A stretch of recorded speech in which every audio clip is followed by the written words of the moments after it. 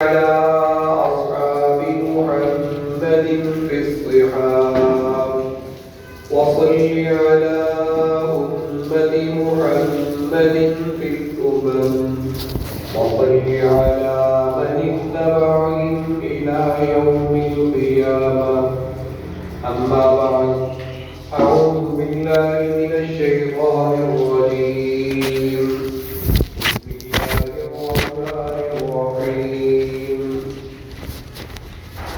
أفلا يتدبرون القرآن ولو كان من عند غير الله لوجدوا فيه اختلافا كثيرا.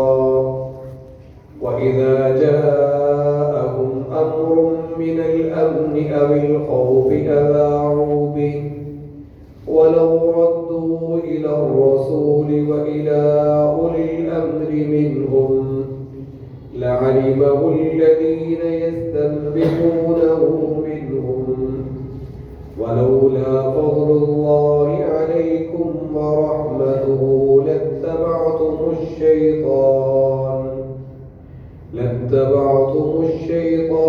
إلا قليلا. صدقت يا رب العالمين. قال النبي صلى الله عليه وسلم: أرحم أمتي بأمتي أبو بكر وأشدهم في أمر الله عمر وأصدقهم حياء عثمان وأقضاهم علي وفاطمة سيدة نساء أهل الجنة، أو كما قال عليه الصلاة والسلام. وقال النبي صلى الله عليه وسلم: إن لكل نبي خليل وفي أمتي أبو بكر، أو كما قال عليه الصلاة والسلام.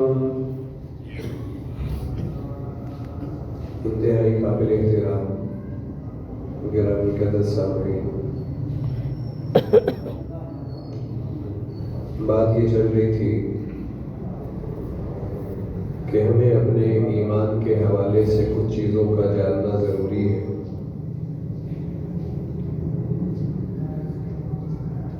اور اس ایمان کے حوالے سے کہ ایمان انسان کو طلب سے ملتا ہے اور انسان ایمان کے لیے بسا اوقات ہجرت کرتا ہے، اور یہ ہجرت کا سفر آدم علیہ السلام سے شروع ہوا ہے، اور ہر ہجرت انسان کو کچھ نہ کچھ نیا ضرور عطا کرتی ہے. حضور اقدس صلی اللہ علیہ وسلم نے مکہ میں 5 سال گزارنے کے بعد صحابہ کرام کو حبشہ کی طرف ہجرت کرنے کا حکم فرمایا، جس میں 18 کے قریب افراد نے ہجرت کی، اور پھر سن 6 نبوی میں یعنی نبوت کے 6 سال میں 80 کے قریب افراد نے حبشہ کی طرف ہجرت کی. پھر حضور اقدس صلی اللہ علیہ وسلم نے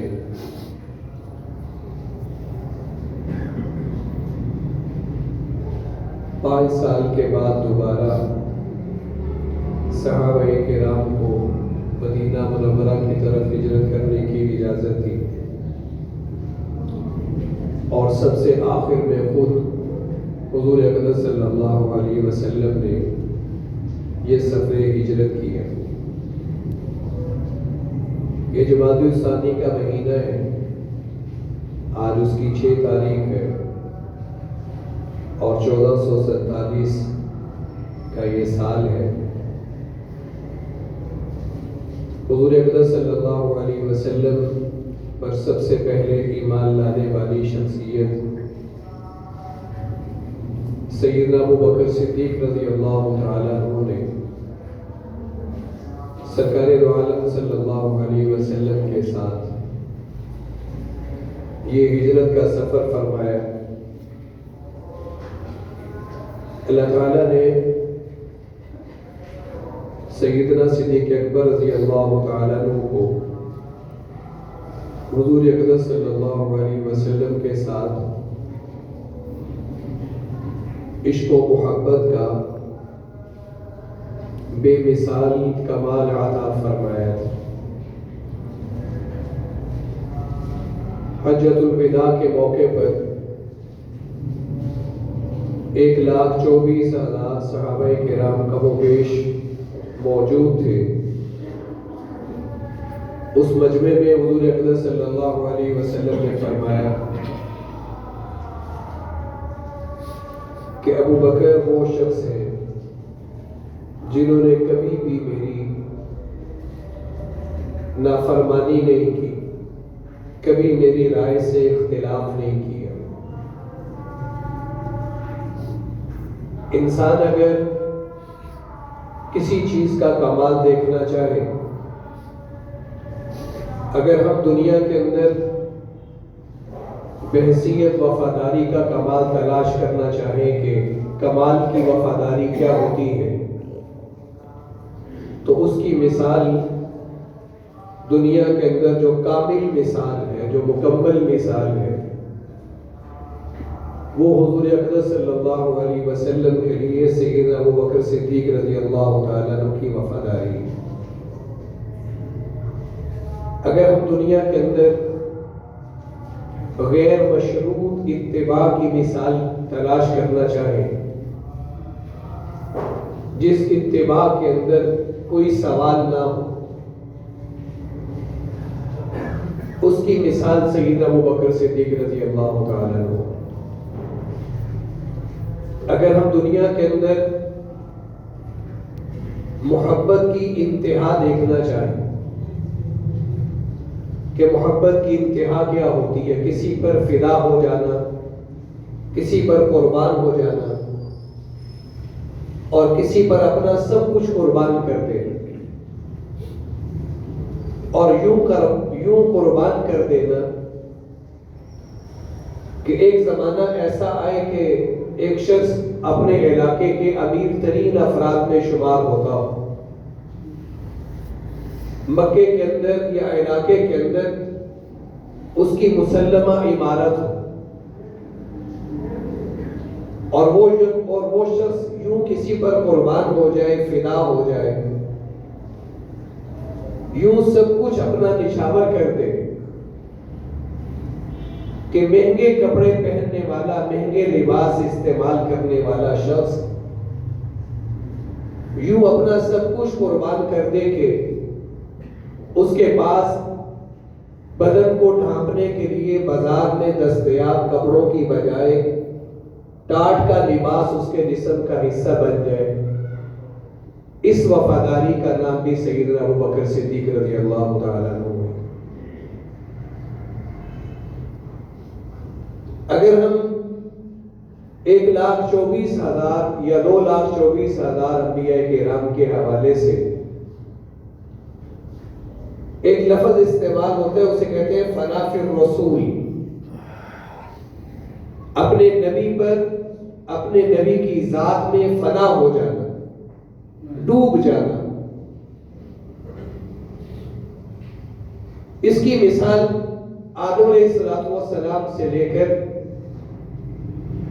سرکار دو عالم صلی اللہ علیہ وسلم تک ایک ہی مثال ہے، اور وہ سیدنا ابو بکر صدیق رضی اللہ تعالیٰ عنہ کی ہے۔ حضرت شاہ ولی اللہ رحمۃ اللہ علیہ نے سیدنا ابو بکر صدیق رضی اللہ تعالیٰ عنہ اور حضور اقدس صلی اللہ علیہ وسلم کے درمیان انتہائی یگانگت اور انتہائی حضور اقدس صلی اللہ علیہ وسلم کی زندگی کے ساتھ مشابہت رکھنے کی وجہ بیان فرمائی ہے۔ فرمایا کہ سرکار دو عالم صلی اللہ علیہ وسلم نے فرمایا خلقت انا و ابو بکر و عمر من تین واحدۃ، کہ اللہ نے مجھے، ابو بکر اور عمر کو ایک ہی مٹی سے بنایا ہے. اور پھر مجدد ثانی رحمت اللہ علیہ فرماتے ہیں کہ انسان اللہ کا نظام یہ ہے، اللہ کے اس نظام میں تکوینی نظام کے اندر یہ چیز شامل ہے کہ اللہ نے انسان کو مٹی سے بنایا ہے، اور انسان دنیا کی جس حصے کی مٹی سے بنتا ہے انسان اسی زمین کے اندر واپس لوٹا دیا جاتا ہے. اور مجدد ثانی رحمت اللہ علیہ اس کی دلیل میں فرماتے ہیں منہا خلقناکم وفیہا نعیدکم ومنہا نخرجکم تارۃ اخری. اے کائنات کے لوگوں، ہم نے تمہیں اسی مٹی سے بنایا ہے. منہا خلقناکم وفیہا نعیدکم، اور اسی مٹی میں ہم تمہیں واپس بھیج دیں گے. ومنہا خلقناکم ومنہا نعیدکم مرۃ اخری، اور اسی مٹی سے ہم تمہیں دوبارہ اٹھائیں گے. تو فرمایا کہ انسان کے دنیا سے جانے کے بعد یہ طے ہوتا ہے کہ اس کا خمیر کس مٹی سے بنایا گیا تھا. تو روضہ رسول کی مٹی یہ بتاتی ہے کہ ان تینوں افراد کو اللہ تعالیٰ نے اس روضہ رسول کی مٹی سے بنایا تھا. اسی سے بنایا، اسی میں آرام فرما ہے، اور وہیں سے قیامت کے دن اٹھائے جائیں گے.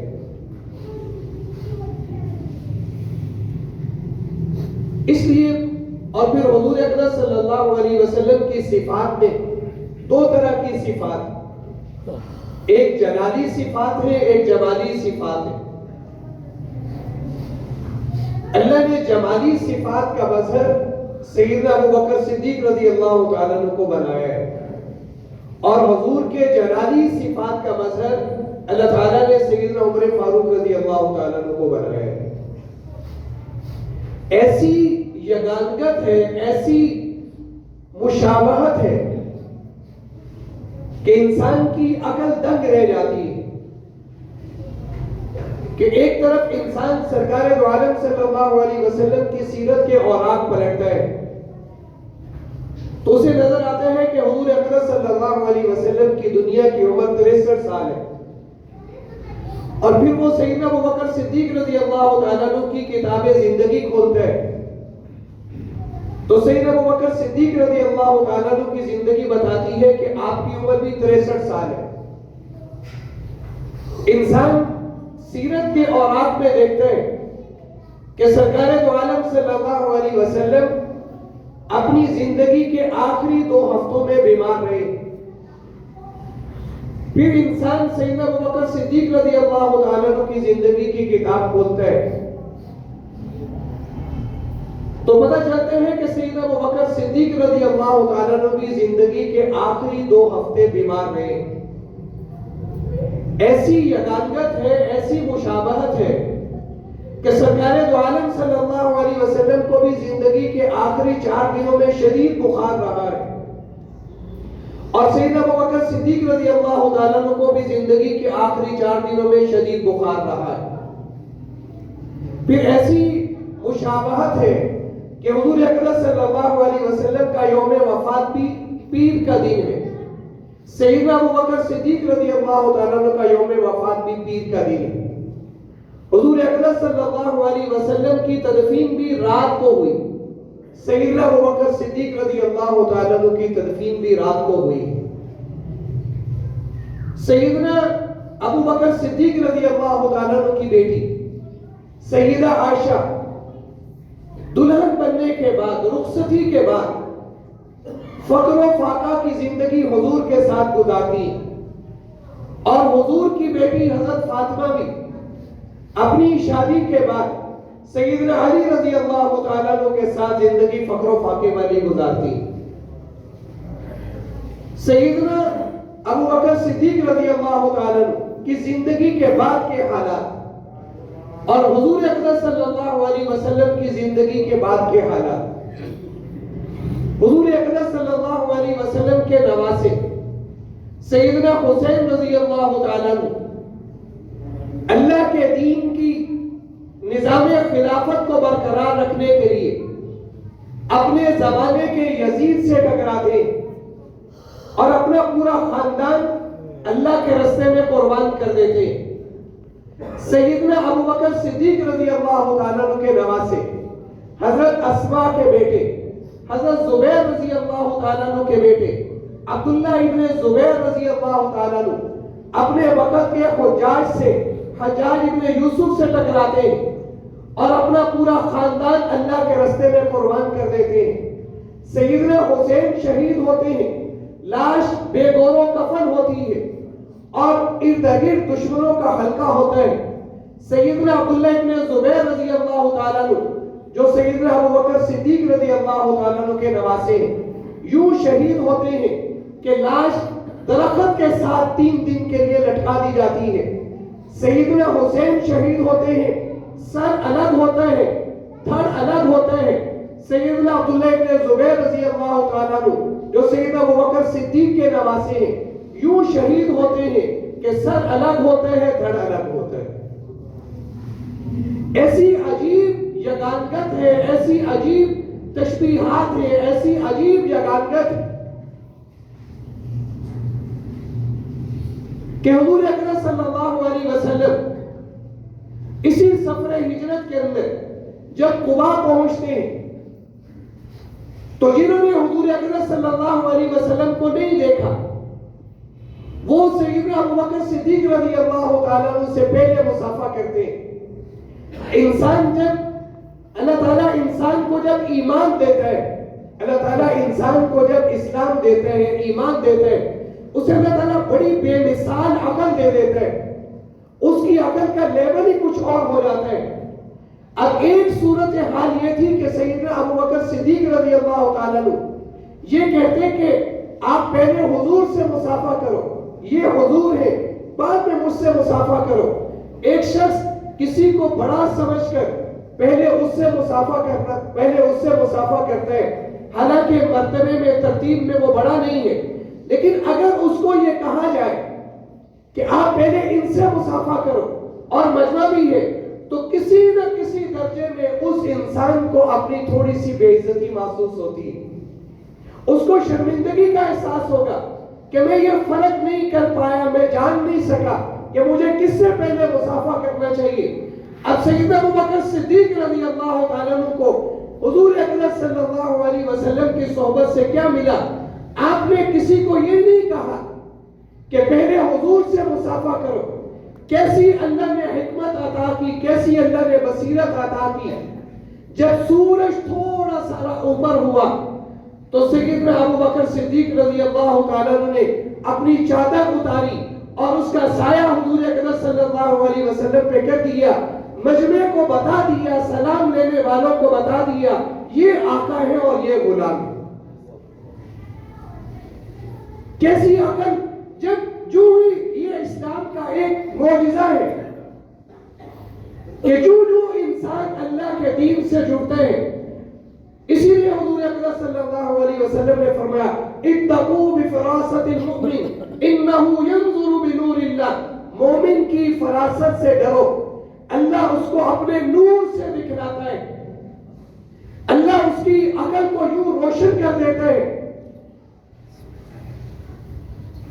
کہ انسان خود حیران ہوتا ہے کہ میں جیسے عمر رضی اللہ تعالیٰ عنہ کہا کرتے تھے, اپنے آپ کو مخاطب کر کے کہا کرتے تھے کہ اے عمر اسلام سے پہلے تیری حالت کیا تھی, تیرا باپ اس لیے تجھے ڈانٹتا تھا اور تیرا باپ تجھ سے یوں نالا رہتا تھا کہ تو ابن خطاب ہے, تو خطاب کا بیٹا ہے, اونٹ بھی تجھے صحیح طریقے سے چرانے نہیں آتا, تو ایک اچھا چرواہا بھی نہیں ہے, تجھے تو اونٹ بھی صحیح طریقے سے چرانے نہیں آتے. اور پھر فرمایا کہ اللہ نے اس عمر کو جب اپنے نبی کی صحبت میں بھیجا, آج 22 لاکھ مربع میل کے اندر کفر اگر کسی نام سے ڈرتا ہے تو عمر کے نام سے گھبراتا ہے. یہ اللہ کے نبی سے عشق کا دنیا کے اندر ایک نمونہ ہے کہ جب بھی حضور اکرم صلی اللہ علیہ وسلم سے محبت کی، سب سے پہلا انعام اللہ اس کو یہ عطا فرماتے ہیں، اسے عقل سلیم عطا کر دیتے ہیں، اسے درست فیصلہ کرنے کی صلاحیت عطا کر دیتے ہیں، اندھیروں میں اس کے لیے روشنی کا ایک مینار کھڑا کر دیتے ہیں، کہیں کسی جگہ پر اس کے لیے آگے راستہ بند نہیں ہوتا، اللہ اس کو ایسا نور فراست عطا کرتے ہیں، مشکل سے مشکل مسئلے آسانی سے اس کے لیے حل ہوتے چلے جاتے ہیں۔ تو سیدنا ابو بکر صدیق رضی اللہ تعالیٰ عنہ کو اللہ تعالیٰ نے حضور اکرم صلی اللہ علیہ وسلم کی محبت میں وہ مقام عطا فرمایا جو اس کائنات میں اور پھر دوبارہ کبھی کسی کو نصیب نہیں ہوا۔ امام بخاری رحمۃ اللہ علیہ نے باب الہجرہ کے اندر ایک حدیث نقل کی ہے کہ سیدنا ابو بکر صدیق رضی اللہ تعالیٰ عنہ ہجرت کرنے جا رہے ہیں، ایک دفعہ حضور اکرم صلی اللہ علیہ وسلم کے بغیر اکیلے ہجرت کے لیے نکلے، تو ابن دغنہ مکہ کا ایک بڑا سردار ہے، اس نے حضرت ابو بکر صدیق سے پوچھا آپ کہاں جا رہے ہیں؟ کہا کہ تمہارے شہر کے لوگوں نے اس شہر کے اندر زندگی گزارنا مشکل بنا دی ہے، میں ہجرت کر کے مدینہ جا رہا ہوں، میں یہ مکہ شہر چھوڑ رہا ہوں۔ تو ابن دغنہ نے سیدنا ابو بکر صدیق رضی اللہ تعالیٰ عنہ کے اوصاف بیان فرمائے، کہا کہ آپ جیسے بندے کا شہر چھوڑ دینا یہ آپ کا نقصان نہیں ہے، یہ حقیقت کے اندر مکے والوں کا نقصان ہے۔ آپ جیسے انسان کا شہر چھوڑ دینا یہ شہر والوں کی بدنصیبی ہے۔ اور اس نے کہا انک لتصل الرحم وانک لتحمل الكلب وانک تقرئ الضيف وانک لا تعين على نوائب الحق، آپ تو صلہ رحمی کرنے والے ہیں، آپ تو غریبوں کے قرضے اتارنے والے ہیں، آپ تو غریبوں کا تاوان ادا کرنے والے ہیں، آپ تو بڑے مہمان نواز ہیں۔ یہی الفاظ، انہی الفاظ کو حضور اکرم صلی اللہ علیہ وسلم کی شان میں 12 سال پہلے ابن دغنہ کو کچھ پتا نہیں، لیکن اللہ کو بتلانا مقصود تھا کہ عشق و محبت کے اندر جب انسان کسی کے ساتھ جڑ جاتا ہے اللہ کیسے اس کو ہم مثال اس کا شبیہ بنا دیتے ہیں۔ حضور اکرم صلی اللہ علیہ وسلم غار حرا سے گھر آتے ہیں اور گھبرائے ہوئے، اور حضور اکرم صلی اللہ علیہ وسلم فرما رہے ہیں زملونی زملونی، آپ کا جسم کب کبا رہا ہے، پہلی دفعہ وہی اتری اور وہی کا بڑا بوجھ ہوتا ہے، اور حضور اکرم صلی اللہ علیہ وسلم گھر آئے، آپ کا جسم کب کبا رہا ہے اور آپ کہہ رہے ہیں زملونی، مجھے چادر دے دو، مجھے میرے اوپر چادر ڈال دو۔ تو خدیجہ رضی اللہ تعالیٰ عنہ، اسی لیے حضور اکرم صلی اللہ علیہ وسلم نے فرمایا، اور یہ جملہ یقیناً سب سے بہترین مصداق اس کا حضرت خدیجہ رضی اللہ تعالیٰ عنہ کی ذات اقدس ہے۔ آپ نے فرمایا کہ لوگوں، کسی انسان کو دنیا کے اندر اللہ جو انعامات دیتے ہیں، اس اللہ کے دیے ہوئے انعامات میں سے جو سب سے بڑا اللہ کا انعام ہے المرأة الصالحة خیر من الدنیا وما فیها، تمہیں اللہ نیک بیوی دے دے، تمہیں اللہ تمہاری آخرت کی فکر کرنے والی بیوی دے دے، تمہیں نماز کی طرف متوجہ کرنے والی بیوی دے دے، تمہیں حرام سے روکنے والی بیوی دے دے، تمہیں حلال کی طرف راغب کرنے والی بیوی دے دے، تمہارے مال کی حفاظت کرنے والی ہو، تمہاری عزت کی حفاظت کرنے والی ہو، تمہاری اولاد کو دین کے مطابق تربیت دینے والی ہو۔ فرمایا المرأة الصالحة، نیک بیوی خیر من الدنیا وما فیها۔ تم سمجھتے ہو کہ گاڑیوں کا مل جانا، گاڑیوں کا زیادہ ہونا، بنگلوں کا ہونا، بڑا بینک بیلنس ہونا یہ اللہ کا بڑا انعام ہے. تم کہتے ہو ھذا من فضل ربی، حرام کے پیسوں سے بڑا سا محل بنا کے لکھ دیتے ہو ھذا من فضل ربی. یہ ھذا من فضل ربی نہیں، یہ ہے ھذا من فضل ربی. المرأة الصالحة خیر من الدنیا وما فیہا. لوگو اللہ تمہیں اگر نیک بیوی عطا کر دے، المرأة الصالحة خیر من الدنیا، دنیا جہاں کی چیزوں سے اللہ کا سب سے بڑا تمہارے لیے انعام ہے. تو خدیجہ رضی اللہ تعالیٰ عنہ حضور اقدس صلی اللہ علیہ وسلم کو کیا فرما رہی ہے؟ اے میرے محبوب، آپ گھبرائیے نہیں. انک لتصل الرحم، آپ تو بڑی صلہ رحمی کرنے والے ہیں. وتکسب المعلوم، آپ تو لوگوں کے تاوان ادا کرتے ہیں. وتحمل الکل، آپ لوگوں کے قرضے ادا کرتے ہیں. وتقرئ الضیف، آپ تو بڑے مہمان نواز ہیں. جو جملے جس ترتیب سے حضرت خدیجہ رضی اللہ تعالیٰ عنہ 12 سال پہلے حضور اقدس صلی اللہ علیہ وسلم کے لیے دہرا رہی ہیں، 12 سال کی تربیت جو حضور اقدس صلی اللہ علیہ وسلم کے ساتھ حضرت ابوبکر صدیق کی ہوئی ہے. ابن دغنہ جو غیر مسلم ہے، کافر ہے، وہ سیدنا ابوبکر صدیق رضی اللہ تعالیٰ عنہ کو انہی الفاظ کے ساتھ مخاطب کر کے کہتے ہیں کہ آپ جیسے بندے کا شہر چھوڑ کے چلے جانا یہ آپ کا نقصان نہیں ہے، یہ بنیادی طور پر شہر والوں کا نقصان ہے. اور وہی لفظ کہتے ہیں جو حضور اقدس صلی اللہ علیہ وسلم کے لیے کہیں گے. لیکن یہ چیز کیسے حاصل ہوتی ہے کہ انسان پرتو بن جائے، انسان عکس بن جائے، انسان شبیہ بن جائے؟ اس کے لیے ضروری ہے کہ ہمیں یہ چیز حاصل ہو جائے کہ ہمیں بھی حضور اقدس صلی اللہ علیہ وسلم کی ذات کے اندر اپنے آپ کو فنا کرنا آ جائے.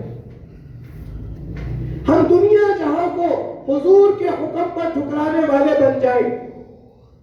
یہ ایمان اور حوصلہ ہمارے اندر آ جائے کہ دنیا کا لاس ہوتا ہے ہو جائے، حضور کا حکم نہ ٹوٹنے پائے.